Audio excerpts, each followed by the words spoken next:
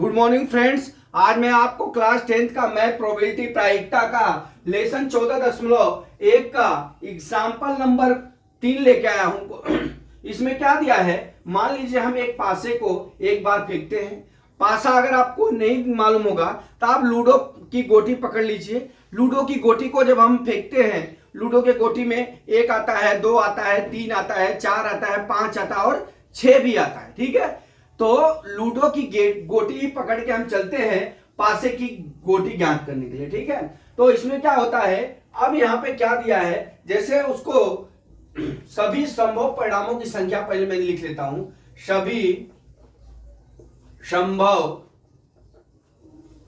परिणामों की संख्या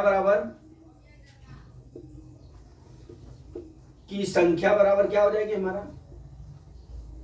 कितना बार आएगा ये, देखिए 1 भी आ सकता है, 2 भी आ सकता है, 3 भी आ सकता है, 4 भी आ सकता है, 5 भी आ सकता है, 6 भी आ सकता है। तो कुल कितने परिणाम हो गए, टोटल 6 परिणाम हो गए। परिणामों की संख्या कितनी हो जाएगी, 6 हो जाएगी। अब हम चलते हैं पहली सवाल पे। इसमें दिया 4 से बड़ी संख्या प्राप्त होने की प्रायिकता, 4 से बड़ी। अब यहां देख लीजिए 4 से बड़ी हो जाएगी 4, 5 और 6। तो इसके अब यहां पे हम क्या ज्ञात कर लेंगे, 4, 5, 6। तो यहां पे क्या लिखेंगे, ई के अनुकूल परिणामों की संख्या, ई के अनुकूल परिणामों की संख्या बराबर कितना हो जाएगा, यहां दिया है 3 हो जाएगी। कितनी हो जाएगी, यहां दिया 4 से बड़ी संख्या। ठीक है, तो यहां 2 ही होगा, 5 और 6 होगा। ठीक है, बड़ी संख्या दे रहा है तो हमारा परिणाम कितना हो जाएगा, 4 से बड़ी पूछ रहा है, 5 और 6 होंगे। ठीक है, तो परिणामों की संख्या कितनी हो गई, 1 और 2 हो गई। कितनी हो गई, 2 हो गई। ठीक, तो अब इसका हम प्रोबेबिलिटी ज्ञात कर लेंगे।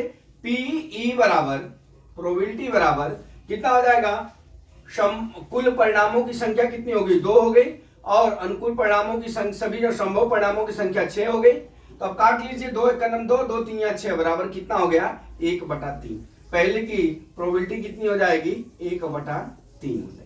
ये हमारा आंसर हो जाएगा। ठीक है, इस तरह से हमारा ये पहला आंसर हो गया।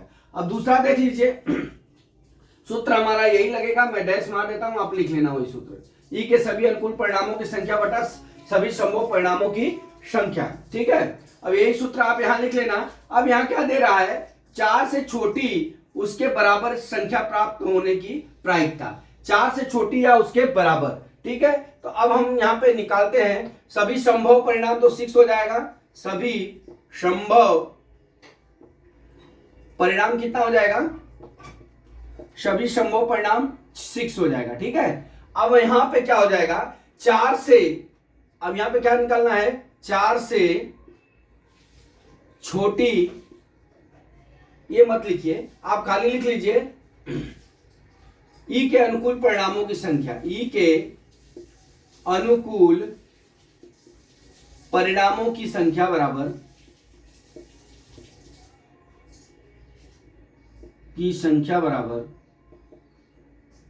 क्या हो जाएगी देख लीजिए, ई के अनुकूल परिणामों की संख्या हम कैसे ज्ञात करेंगे। अब यहां क्या बोला, 4 से छोटी या उसके बराबर, तो गिन लीजिए 1 2 3 4 5 और 6। ये पासे में भाग आएंगे, 1 भी आएगा, 2 भी आएगा, 3 भी आएगा, 4 भी आएगा, 5 भी आएगा, 6 आएगा। तो उसके बराबर या उससे छोटी संख्या कितने भाग कितने परिणाम हो गए, अनुकूल परिणाम 1 2 3 4, कितने परिणाम हो गए हमारा, 4 हो गए। ठीक है, अब हम क्या करेंगे, प्रोबेबिलिटी बराबर पी बराबर हमारा क्या हो जाएगा, ई के अनुकूल परिणामों की संख्या 4 और सभी संभव परिणाम कितना हो गए, 6 हो गए।